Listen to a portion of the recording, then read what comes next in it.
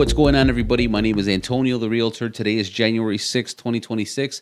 It is my birthday, and we are going to cover how long it takes to sell a home in Illinois in 2026. The topics that we're going to cover are average days on the market, what speeds up versus slows down a sale, and seasonal timing in Illinois. Like, should you even list your house due to what's going on in the season? So, without further ado, let's get to it. We're going to talk first about average days on the market. Here's what you need to know. In Illinois, you're looking at somewhere between 30 and 40 days. Now, as a realtor, what I want you to know, me having my ear to the ground, is if your house was properly prepped for sale, if your pre-sale inspection was done, if you decluttered the house, you cleaned it up, and you kept up with it, your house will probably sell within, we'll call it 7 to 12 business days.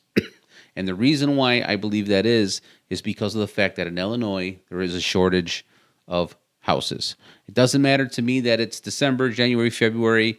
People always need houses. There's a reason why you're thinking of selling yours, because you have to move, because of family, because of work, or whatever the circumstance may be. People will always have a reason to sell, okay? So average days on the market, let's call it between, 7 and 12. If your house is staying for longer on the market than 7 to 12 business days, it could be the area that you're in, or it could be very well, in fact, that your house is overpriced. And we're going to talk about that, okay? This listing sheet, I took away the address of the property that was here before as best as I could. You'll be able to see what area it's in, but this is what you need to know.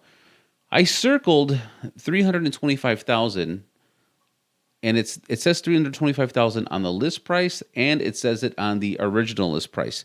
That means that the owner of the property hasn't made a price change on the property. Maybe because they're just being really, really, hardcore about it, or maybe it's because their mortgage, they need to cover that balance, or maybe they're being hard-headed again. I know that was number one, but I'm going to say it again because over time you kind of learn that that's what it is. People are people. What I want you to see here is this person had the home on the market for 196 days, and then the realtor took it off the market and put it back on the market, and then it sat for another 39 days. Here's what I'm going to ask you, okay? If I put your house on the market for $1, how many people would you have sitting outside your property? Thousands. And it would create a bidding war. So that's kind of proof in the pudding that this property here, being $325,000 on the market for 240 days without anybody bidding on it, is going to tell you a lot about the price. The price is too high, in my opinion, okay?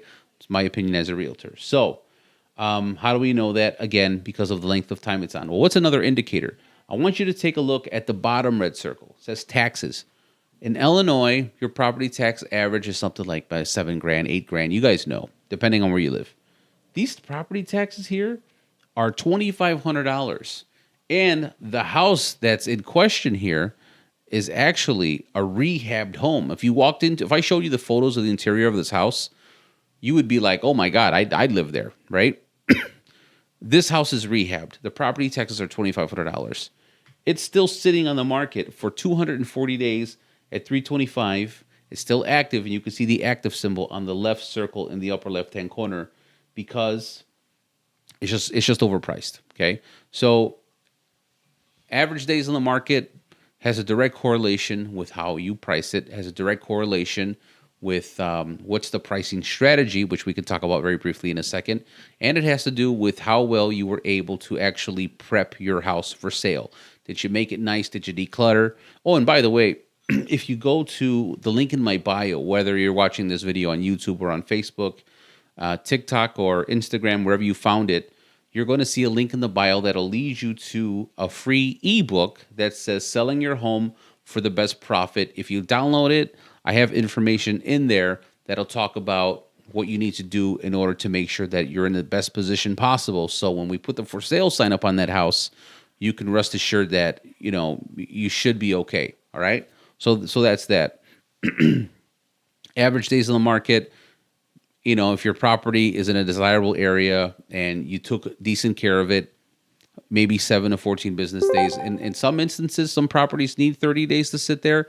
But if it's like month 2 and no one has came to the house since the first week it was actually listed, you have a huge pricing problem. I've had people tell me, hey, Antonio, I'm not going to lower the price of my house at all. Either we sell it here or we don't. And I've told those people, thank you, sir. Have a good day. And I get up and I leave, because it just doesn't make sense as a realtor to put a property in the market and try to sell it for $1 million when it's only worth 200,000. It's just this, we're wasting everybody's time. So there has to be some sort of realistic approach and opinion. And luckily, I'm pretty good at explaining myself as to why I feel a price is what it is, and reasons and methods of how to push it up higher, because it's my job. My job is to get the highest price possible for you, the highest value out of the house. And we have some tips and tricks that can do that. That ebook will point out a lot of those. So, what speeds up and slows down a sale? Just from the get-go, it's going to be how well you prep the house again, and it's going to be how well you are able to come to the conclusion that if no one's came to see your house within the first week that we listed it, are you strong enough to lower the price incrementally? We're not, me as a realtor, I would never ask you to drop 50 grand, 40 grand, 30 grand. No. If we don't price it right from the get-go or get close enough, then we shouldn't even have to get to that conversation. But what may happen is, even if we do price it right, if the other houses in the neighborhood are just as nice as yours at a similar price and they're moving, people are just choosing other people's houses over yours. So from a marketing perspective, you found me online, you found me on YouTube. I do TikTok, I do Instagram, I do Facebook, I do LinkedIn. In my office, the minute we find out that there's a house for sale, agents will just run to the house to do social media. So there is no lack of social media. Even if your agent that you choose isn't doing what they're supposed to be doing, other realtors in that brokerage might just come over, do social media themselves, and kick it out. Luckily, that's not an issue with me. I list the bejesus out of every house that I sell. You could just go to my TikTok page and Instagram, YouTube, and you see the tours. I do them all the time. So what speeds up or slows down a sale? How good are you prepping it? How privy are you to being able to have the price lowered? How well did the realtor do on the marketing side? And another thing that does come into play once in a while is going to be the season. Okay, now here's the deal. Right now, we're in a shortage for houses, but it's also, 2 degrees outside. Okay, actually today wasn't bad, because today was 43, and I made the joke because I'm 44 today. It's my birthday.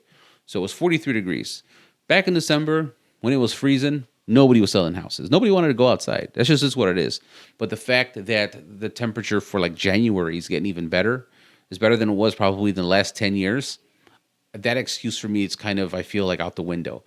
Really good indicator on what is going on with your property is going to be how many people are showing up even for showings.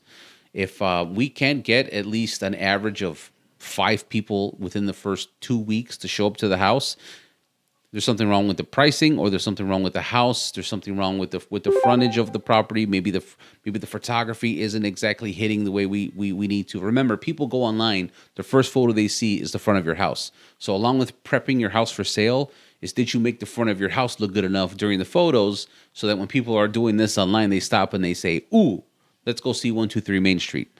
That is huge. So as far as seasonal timing is concerned, there is some truth there that'll slow down the amount of showings you get. But at the end of the day, if it's not sold within 30 days, I would say it's a big pricing issue.